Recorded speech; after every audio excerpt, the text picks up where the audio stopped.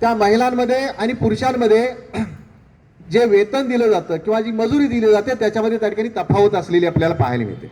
महिलेला मजुरी कमी दिली जाते आणि पुरुषाला मजुरी जास्त दिली जाते.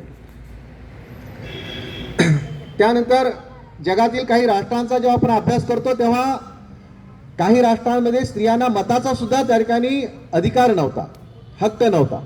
आणि म्हणून या दृष्टीने त्या ठिकाणी आंदोलन किंवा चळवळ त्या ठिकाणी करण्याच्या हेतूने त्या ठिकाणी जी सुरुवात आहे ती सुरुवात त्या ठिकाणी म्हणते कॅरा झेटकन या महिलेनं त्या ठिकाणी केलेली होती. आणि त्यावेळी त्या ठिकाणी एकत्र येऊन काही राष्ट्रातील जे प्रतिनिधी आहेत ते प्रतिनिधी एकत्र आले आणि संपूर्ण देशामध्ये संपूर्ण जगातील राष्ट्रांमध्ये महिला दिन आपण साजरा केला पाहिजे याची जाणीव त्या ठिकाणी जगातील त्या ठिकाणी महिलांना झाली. जरी त्या ठिकाणी 1908 पासून जरी त्या ठिकाणी सुरुवात झाली असली तरी युनोनं खऱ्या अर्थानं त्या ठिकाणी आंतरराष्ट्रीय दिन म्हणजे आंतरराष्ट्रीय महिला जो दिन आहे तो महिला दिन म्हणून त्या ठिकाणी 1975 पासून त्या ठिकाणी साजरा करायला त्या ठिकाणी सुरुवात झाली.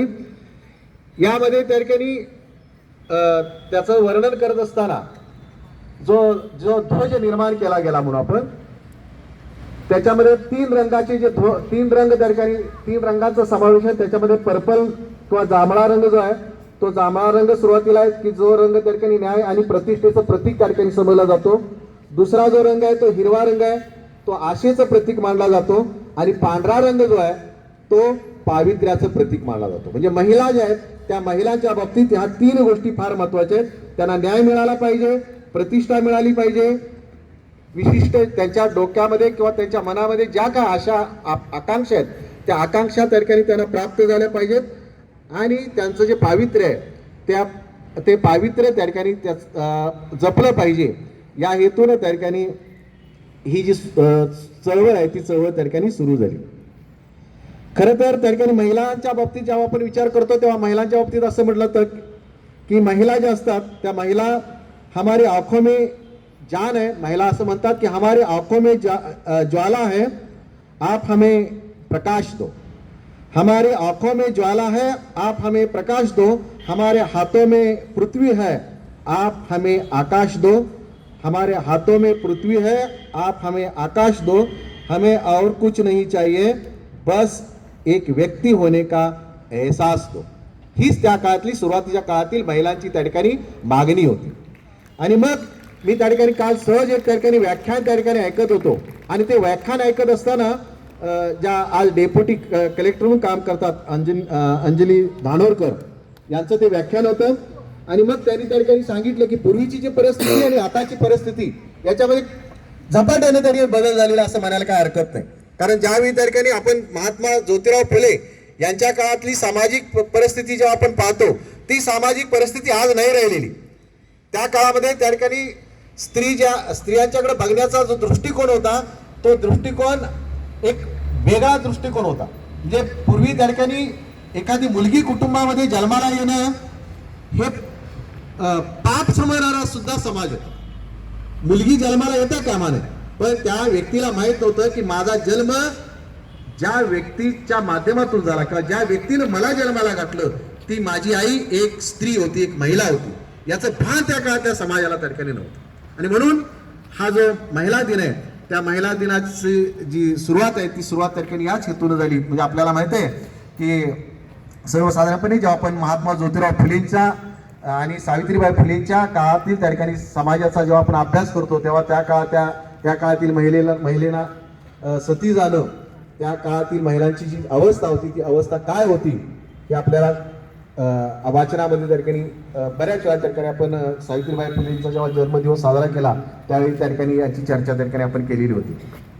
आणि मग आज त्या ठिकाणी महिला म्हणून आपण जीवन जगत असताना आपल्याला त्या ठिकाणी अजूनही त्या ठिकाणी महिलांची परिस्थिती जी आहे ती परिस्थिती त्या ठिकाणी पूर्णार्थानं त्या ठिकाणी बदललेली आहे असं म्हणणं त्या ठिकाणी धाडसाच होईल. अजूनही त्या ठिकाणी परिस्थिती फारशी बदललेली नाही. मुलगा म्हणजे वंशाचा दिवा अशा प्रकारचे काही त्या ठिकाणी सामाजिक विचार आज सुद्धा त्या ठिकाणी समाजामध्ये आहे. आणि म्हणून या दृष्टीने जेव्हा आपण समाजाचा विचार करतोय तेव्हा हळूहळू असं ना पण त्या ठिकाणी समाजामध्ये मात्र परिवर्तन होतंय. आणि त्या परिवर्तनाचं एक द्योतक म्हणजे आमच्या बसलेल्या एक महिला आहे. म्हणजे त्याचं एक मूर्तिमंत उदाहरण, कारण ह्या ज्या महिला आहेत या महिलांनी समाजामध्ये त्या ठिकाणी आदर्श निर्माण केलेले आहे आणि त्यांच्या पावलावरती पावलं तर तुम्ही टाकावीत, हाच त्या ठिकाणी या कार्यक्रमाचा मुख्य हेतू आहे. खरं तर त्या ठिकाणी मी धानोरकर मॅडमांचं त्या ठिकाणी जेव्हा व्याख्यान त्या ठिकाणी ऐकत होतो तेव्हा त्यांनी सांगितलं की माझ्या जीवनामध्ये मला 2 वेळा खूप आनंद झाला. आनंद कधी कशाला म्हणायचं की जेव्हा त्या ठिकाणी ती बातमी समजल्यानंतर आपल्या डोळ्यातून आनंदाश्रू बाहेर पडतात, आपल्याला काहीच सुचत नाही, त्या रात्री झोप सुद्धा लागत नाही. तो जो आनंद असतो त्याला जीवनातील खरा आनंद त्या ठिकाणी असा आपण त्या ठिकाणी म्हणतो, त्याला सर्वोच्च आनंद असा आपण म्हणतो. त्यांनी आपल्या व्याख्यानामध्ये त्यांनी सांगितलं की मला सर्वोच्च आनंद 2 वेळा झाला. पहिला आनंद ज्यावेळी त्या ठिकाणी MPSCची परीक्षा झाली, त्या MPSCच्या परीक्षेमध्ये त्या ठिकाणी माझा रँक आला आणि मग मला त्या ठिकाणी तहसीलदार म्हणून त्या ठिकाणी काम करण्याची संधी मिळणार हे जेव्हा त्या ठिकाणी जेव्हा मला समजलं त्यावेळेचा एक आनंद.